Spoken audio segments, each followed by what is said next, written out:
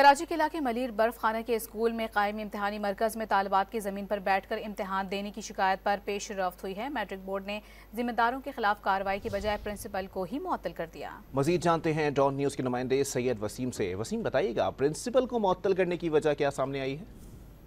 जी देखें, ये एक अलमिया है हमारे सोसाइटी का, जिसमें प्रिंसिपल की जानिब से एक मामला रेज किया गया। उन्होंने बताया कि उनके सेंटर पर जो है मलीर बर्फ खाने में जो गुंजाइश है उससे ज्यादा तालिबात भेज दी गई हैं, और वो भी अचानक भेज दी गई हैं।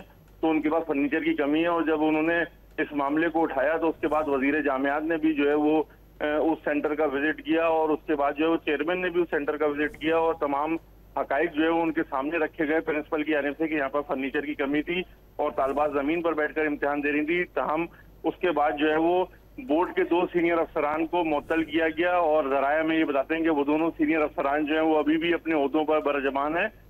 ये सब बातें तो एक तरफ, लेकिन उसके बाद जो है वो प्रिंसिपल को जो है वो वहाँ से, जो कि सेंटर सुपरिटेंडेंट थी, उस सेंटर सुपरिटेंडेंट को वहाँ से मुअत्तल कर दिया गया, और रोजीना चन्ना जो कि दूसरी एग्जाम सेंटर की सेंटर सुपरिटेंडेंट थी, उनको यहाँ पर सेंटर सुपरिटेंडेंट लगा दिया गया, और जो उस स्कूल की सेंटर सुपरिटेंडेंट थी उनको मुअत्तल कर दिया गया है। बहुत शुक्रिया सैयद वसीम अपडेट करने के लिए।